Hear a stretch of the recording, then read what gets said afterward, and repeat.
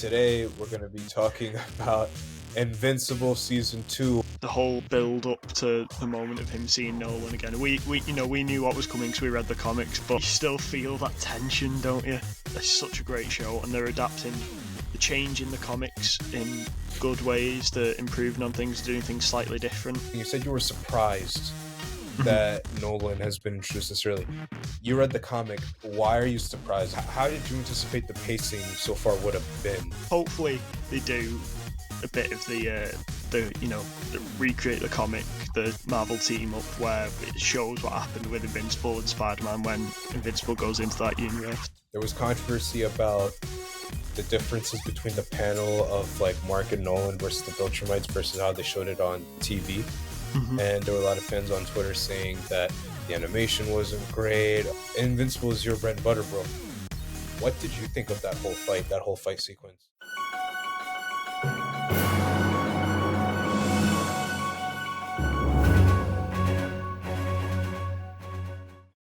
What is going on, guys? Welcome to another episode of the Invincibles podcast with your host. I'm Zen. I'm Ollie. And host, excuse me, I said host. And today we're going to be talking about Invincible Season 2, our thoughts about it, what we like, what we dislike, and just our overall thoughts, because we are the Invincibles podcast. We do, I actually never read Invincible. Ollie got me on it. I finished it. Love this story. I love the ending. It's beautiful. So let's just get into Season 2, bro. I knew it was happening, but Nolan tongue kissing an ant really does. Like, I know that's not where we really should start, but bro, that's like, bro, like, maybe that makes me speciesist, but bro, no, that's I mean, shout out to the animation though. I mean, Yeah. Guess it did a good job. Yeah, I was really surprised that they did that angle with Nolan so early. I thought maybe Mark seeing Nolan again would be the end of episode 4 at the earliest. So I was really surprised by that. But I'm happy with it so far. I think it's great. It's such a great show, and they're adapting the change in the comics in good ways. They're improving on things, doing things slightly different. And the whole build up to the moment of him seeing Nolan again. We knew what was coming because we read the comics, but just you still feel that tension, don't you? And just the way I cringed. Go on. I was saying I cringed when Mark like went like that to Nolan, kind of like, and Nolan didn't flinch. I'm like, bro, you're still just a kid. Like, like, come on, your dad will spank you, bro. Like, stop it. But no, I agree. I love the scene where Nolan was like, where it showed Nolan leaving Earth and finding his way to Thraxa, and just the music in that scene, the way music's been used in the entire series so far. I just love everything about it. I think so I want to get back to what you were saying. You said you were surprised that Nolan has been introduced this early. You read the comic. Why are you surprised? Like, what how did you anticipate the pacing so far would have been, and what's your thoughts so far of the events and all of the adaptations of Season 2? I thought it would be probably, when I found out they were splitting it into 2, I thought, okay, probably the reveal for the mid-season finale is going to be Nolan. I didn't think they would, because I thought they'd want to end on a cliffhanger like that, which must, to me, now they've done it an episode earlier, they've set up the whole Nolan's back thing. To me, that means in the second half of the season they're gonna go proper go in on like the Angstrom Levy stuff. And spoilers for the comics here. I think it's gonna end with Mark being left in the desert. In that different dimension. Which is a great cliffhanger to leave it on. And I think they're really gonna, in the second half of the season, proper properly go for the Angstrom Levy thing and really show why he is like Mark's arch nemesis, really. And Mhm. I think maybe another reason they did the Nolan reveal so early was so they could have the fight with him and them two and the other Viltrumites and show Nolan being taken by them for, if you've people who've read the comics know that he goes to like a Viltrumite prison, which would probably happen in season 3, just so they had time to set that up, I think. Mhm. But I think the pacing's been, I think it's been very good. Like the build up to Nolan, that whole scene where, that whole part of the episode where Mark boards the Thraxan ship, I thought it was excellent. Just the way they they slowly built to it, and then the music as well, and I just love Invincible. Dude, I really okay. So do you think Oliver, not you, but the little brother, do you think he's gonna be in season 2? He's in the second half. Yeah. I think, yeah. I think we're gonna see Mark take him to Debbie, and we're gonna see Debbie come to terms with his existence. And if Mhm. they're doing the Angstrom Levy thing where Mark gets left in the desert, he's a crucial part of that. So yeah, I think we're gonna see him and Debbie, and how Debbie deals with the fact that he exists. I think yeah, that'll be interesting. And Sandra Oh's performance has been fantastic. Has been absolutely fantastic. You can really feel the pain of Debbie and everything like that after being told that she was just a pet. Um but I think most importantly, what I've really gotten from this show is really just the fact that Mark is still getting it handed to him, right? Like he's still getting Mhm. beat up.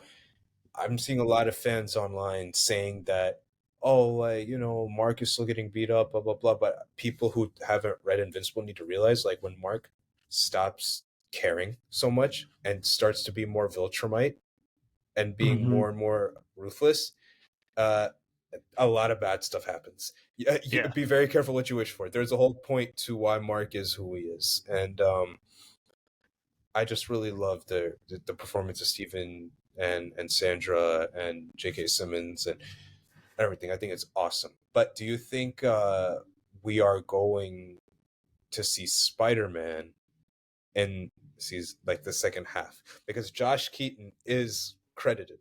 Yeah. And Amazon have the TV rights to Spider-Man. So, uh, yeah, I think we'll see it. Hopefully, it's in season 2, because with Okay. all the multiverse stuff with Angstrom, that's going to be the main focus of the second half of the season. I think we'll see that, and it's just going to be a great moment.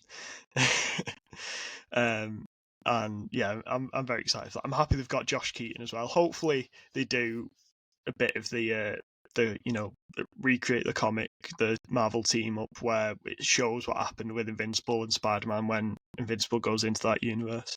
Um, Mm-hmm. and they recreate that scene from the comics where, what is it, where Invincible says to him, "So you got bit by a spider, and so you just called yourself Spider-Man."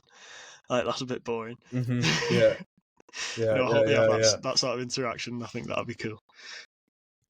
It could be like how like the Adam Eve special. It could just make it like a special. If they don't want to make it a whole thing in the season, Oh, they that's a could good just make idea. it like a like just like a special. I think that would work. Yeah, But maybe they show him, going into the portal, into Spider-Man's universe and out with the portal, and then, like, before season 4, they release that as a special episode. Yeah, that's a good idea. mhm. Yeah. I mean, there's a lot of ways they could do it. Um, do you think that Angstrom Levy kind of needed a whole season instead of just kind of being in the second half? Because to me, it's kind of reminiscent of Daredevil season 2. It's like Punisher Um, first half and then the Hand. I don't think so, because I feel like if it ends where I've predicted, I feel like he's going to have a big role to play in season 3 as well. And we already know they're Okay. confirmed, they've been renewed for season 3, so I think they can sort of they can relax a bit and they don't have to go all out, do everything Angstrom Levy in this season. So I think they can afford to Mhm. end it with leaving Mark, in that desert dimension or whatever, and then they can do more Angstrom Levy stuff in season 3. I feel like if they concluded the whole Angstrom Levy thing in season 2, I think that'd be too rushed. So end it there, Okay. and then you can have the whole of season 3 for Angstrom Levy. End it with like the Invincible War. I think that'd be a Okay. good way to end that. Okay. Like the start of the Invincible War, like the Invincible War entirely just finishes off this Oh, season. um, I don't know. I need more time. I need more time to think about that. But it'd be a cool way Okay. to finish it. Or you could have it begin and Mhm. then the first episode of season 4 is just the Invincible War in full flow. Or Mhm. I don't know. I'm excited though.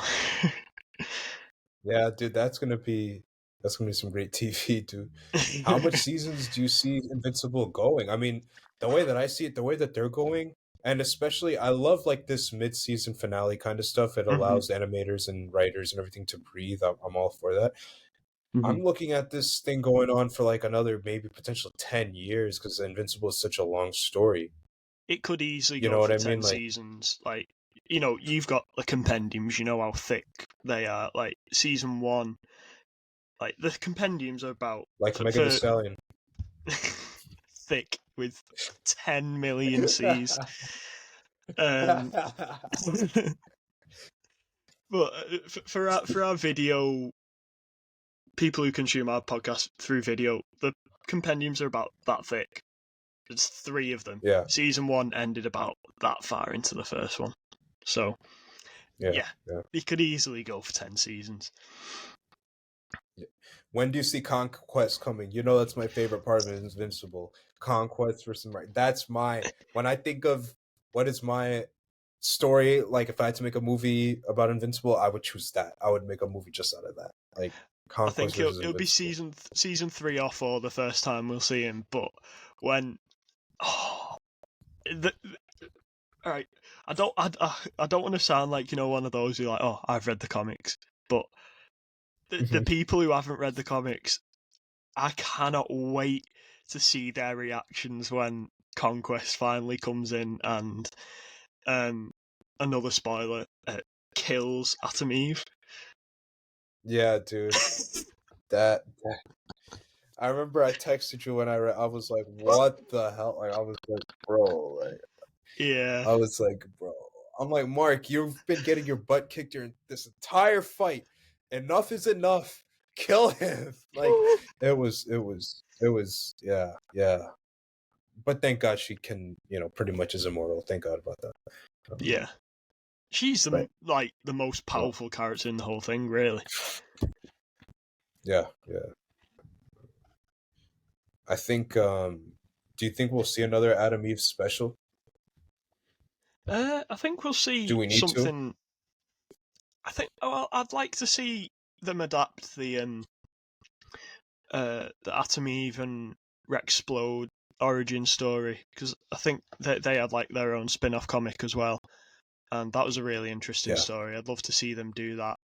Maybe they've got that in the works to release that in between now and second half season 2 or whenever. Um, but yeah, I'd like to see him do the Atom Eve and Rexplode origin, because I think that's a really really important part of Eve's character that you know is out there in the comics, but it's not really been explored that much in the show. And you could do that as a part 2 to the Atom Eve special that they released. Okay. Okay. I'd like to see that. Speaking of Rex, he becomes a massive problem later on down the line. When do you think we're going to see that? Ooh, I don't think it'll be anytime soon. I think we'll see Rex Explode's death. So again, comic spoilers.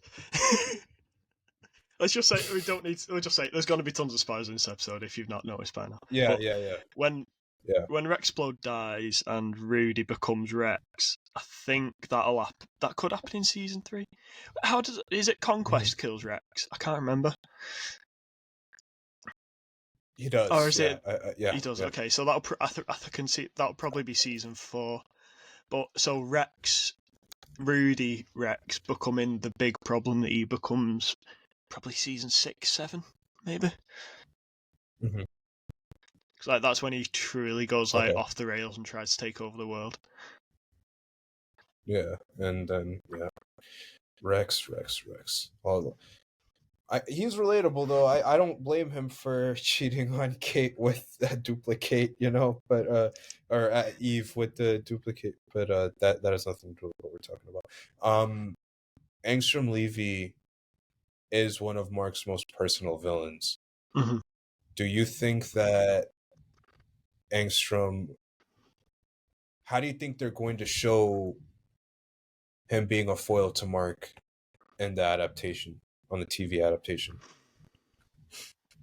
I think it just putting Debbie in danger. I think because the show has built Debbie up so much, and he's just really gonna traumatize Debbie, like really badly. Okay. Like he does in the comics, but do it more, maybe a bit more extreme, I'd say. Because they need to. Obviously, season 1 ended with, with a bang. Season 1 was, people loved how intense it was, and they've got to sort of recapture that. I think, even though they know season 3's there, they've already been renewed for that. I think they need to recapture that a bit in this season and just have Angstrom be, really intense and terrifying. Okay. Something I've wanted to ask you a lot about, bro, is there was controversy about the differences between the panel of like Mark and Nolan versus the Viltrumites versus how they showed it on TV. Mm-hmm. And there were a lot of fans on Twitter saying that the animation wasn't great. Oh, like they made a poor adaptation, and Invincible is your bread and butter, bro. What did you think of that whole fight sequence? I really liked it because I felt like the show made it more like personal than the comics did. I felt like it really showed Mark's fear of sort of becoming like his dad. And because that's been, a really big theme of this season so far, is Mark not wanting to become his dad, but also to be the hero to really be the hero that he has the potential to be. He has to sort of embrace who he is on his dad's side a bit as well. It's about him finding the balance between being a human and being a Viltrumite, and I think that fight was really interesting because it showed his humanity. He didn't want to kill them, but also showed his the potential power he has that he didn't want to let out. So I thought I really liked it in that way, because even though it might not have been as brutal as people wanted, it was a better story, and it was more personal for Mark, which is what has been like the main focus of the season. Mark's struggle between being a human and a Viltrumite. Okay. Yeah, and everybody always like questioning if he's gonna snap like his dad or turn like his dad. Yeah. I think J.K. Simmons' performance also, bro, like especially when he's like yelling at Mark, like oh, like I'm not supposed to feel this, and Mark's like, you should have felt this on Earth.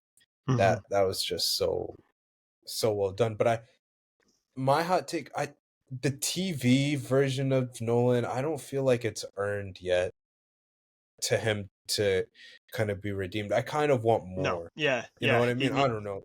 Like in the comics, it kind of felt more organic than how the show is showing it. I think when we see his relationship with Alan the alien start to build, like, maybe next season, I think that's when we'll start to see a bit more of maybe redeeming him. But it is a slow process. It will take a few seasons for us to truly think, Bro, oh yeah, he deserves to be forgiven. also Alan the alien, bro, like he got done so dirty, bro, by the Viltrumite, bro. Oh That was yeah, that was brutal. insane. That was brutal. That was brutal, bro. Like, oh man. But everybody. One thing a lot of people say online, uh, do Viltrumites stand a chance against the average Kryptonian? Yeah, I think so. Yeah, yeah, yeah. Go on, up the Viltrumites. I don't, bro. I Do you think not I think think so? Kryptonians smoke them. I think they smoke them, bro. Nah, I think the it's Viltrumites. Viltrumites just get a bit of kryptonite, and then Kryptonians like, oh no, please, no, no, not that green rock, no.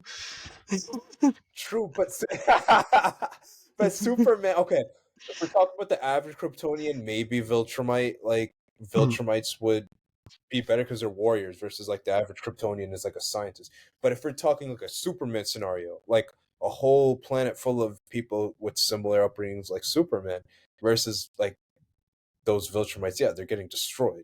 Absolutely. Like, a Kryptonian's 30 years under Earth's sun, like, yeah, you can have kryptonite, but even with kryptonite, and Mark moves super fast, superhuman fast, interplanetary travel, it's still not as fast as Superman.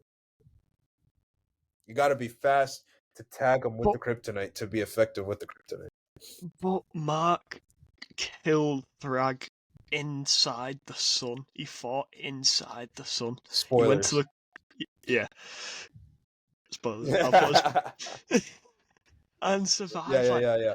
I don't know if Mark would smoke Superman, but if depends what's on the line. I think. Well, keep in mind, they were burning up in the sun. Superman Yeah, thrives off the sun. that's true. It's Superman, bro. Superman would rip Thrag and have like when we get there, people will know what we're talking about. But Superman would rip Thrag in half, bro. Like Mm-hmm. that would not be close to him. But here's another thing. How would Homelander fare if Viltrumites came to Earth? Oh, he'd get ripped to shreds. Even by the base, like average Viltrumite commanding officer, not even Nolan, just like your Oh, average one. I think so. Like the Viltrumites in the most recent episode, which we saw, attack Mark. They weren't exactly the highest ranking Viltrumites, and Mark got wrecked. Hmm. Homelander as well. He'd be like, "Oh, just let me have a sip of some titty milk from my boss first." Um, Yeah. And then get absolutely butchered. yeah, nice, Yeah. but butcher. Yeah. Yeah. Um, You saw what I did there. yeah, Man. but just touch Speaking, it. speaking of the boys, I was. Were you what about were to you gonna, ask if I watched Gen V? I was about to ask you the yeah, yeah, same yeah, thing. yeah, yeah. Have you? What do you think? I love it. I really like it. It's so different from all, like just like the boys was. It's so different from all of the superhero shows. But this is even weirder and Hmm. even more different. It's like the powers are so Yeah, strange. Like the powers are yeah. It's so very weird, but it's so the interesting. blood. Yeah. And the shrinking and the growing, but she has to eat and throw up. Like, what the fuck? Yeah, like that. I mean, hey, it's creative. It is, but I do feel like the boys is now kind of becoming the same thing it parodies, like the boys universe and everything like that, and Yeah. you're kind of being the same. Do you think Homelander should be defeated or be powered down in season 4? Because I think they have to wrap it up. I don't want to see Hmm. another season of Homeland. Like they have to wrap it up. Enough. Like Homelander has to die or something. Like Uh, depowered or something. yeah. They gotta wrap it up. Yeah. It's he's like Roman Reigns. You think he's gonna? I thought he was gonna die at the end of season 3, and then nope, nope. Yeah. He Billy the Butcher didn't kill him, and then someone threw rubber chicken, and then um. Yeah. But No, that was stupid. Why did Butcher save Ryan, dude. I hate Ryan. Like, I hate Ryan. Ryan should have. Yeah, he's a little shit. Yeah, Ryan sucks. Yeah, Ryan sucks. Ryan absolutely sucks. And why would you, not to be toxic, why would you save the child of the sexual assault of your wife? Like, I'm sorry, like, I don't know, like, maybe it's like baby, but like, if I have to save the world, Homelander has to go, bro. I Mhm. don't get why you would choose that. Like, like I love when Soldier Boy was like, "Wait, Homelander fucked your wife, and you want to save him?" Soldier Boy just saying it as it is. And that was his reaction. He was like, "Wait, Homelander." Jensen Ackles, what a I'm man. sorry, Jensen. Yeah, bro, he was awesome. The boys is awesome. One last thing before we log off for tonight, bro. What do you think of Aquaman and the Lost Kingdom? I've not really been paying much attention to it, to be honest. But I know Aquaman is like he's your guy. So are you Mhm. excited? One thing that I feel like Jason Momoa's casting of Aquaman was good in the fact that it kind of changed public perception that Aquaman is a legitimate character that you can go for the movies for and not be like it's a waste of time.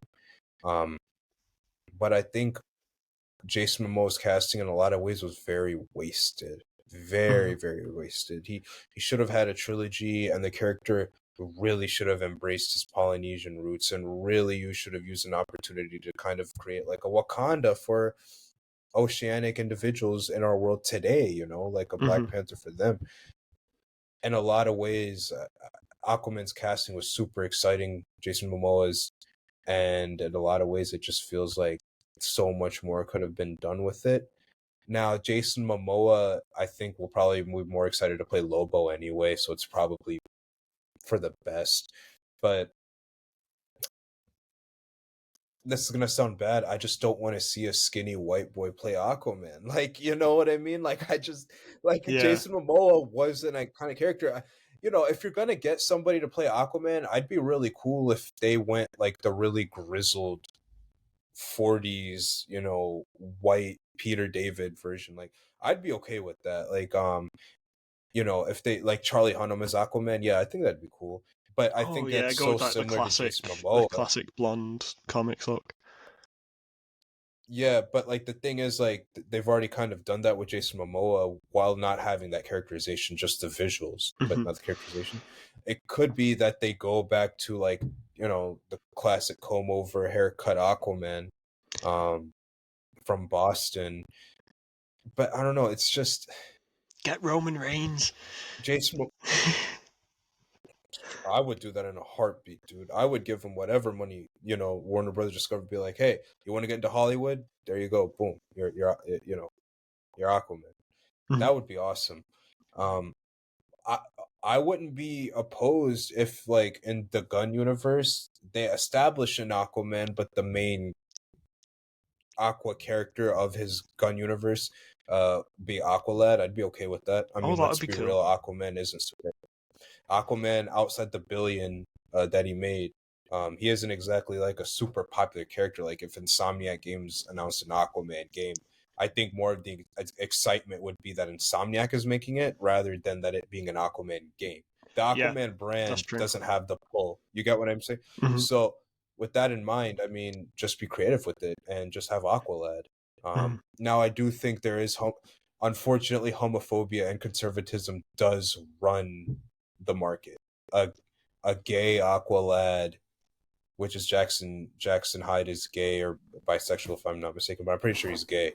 Um, I don't think that would sell. I think it should sell. I would still watch it. I have no problem with it, but Mhm. I don't think that would sell. I don't think people would flock to the theaters to, and so I don't think you could really capitalize off of that. So maybe Garth. He's like the side Aquaman character. Maybe make it him, but or they just go New 52 with it, like Boston Harbor, Aquaman. I don't know. There's a lot that they can do, but last thing before we head out, I think Aquaman is a character that would really benefit from kind of like an Elseworlds branding. Oh, that'd be cool. I Yeah. really think Aquaman would be better. And I think like an Aquaman story set during the golden age of piracy. So like an Yes. Aquaman set time period, Mhm. a set piece like in history. But an Aquaman story, it allows you to be organic, original, blah blah blah, re-envisioning of classic characters, and just a one shot. It's not a trilogy. I'm not envisioning a branding. I'm not envisioning a saga. Um, but just something that just tells a story about Aquaman and the character. I think that'd be cool. Mm. He is a character I'm super passionate about because there's just so much cool things you can do with him. And, it's truly like I encourage everybody to read Aquaman Andromeda by Ram V, DC Black Label, DC Comics. There's only 3 issues.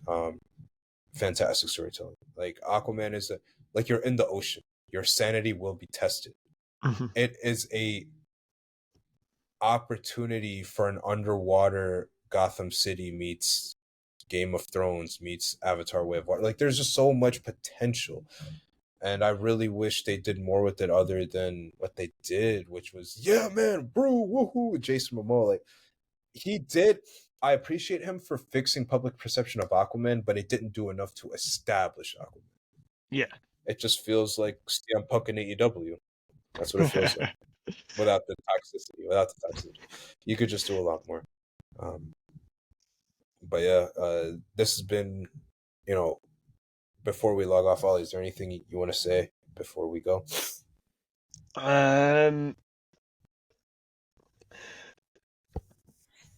If you're unsure about reading the Invincible comics, you think it's going to spoil the show for you, just read them. It won't ruin your enjoyment of the show. It will make you enjoy it even more. Mm-hmm. And I'm testament to that. Mm-hmm. Yeah, I'm tested. There's we a both whole are. new meaning. Mm-hmm. Yeah, there's a whole new meaning to what will you have in 500 years? That's all I'm gonna say.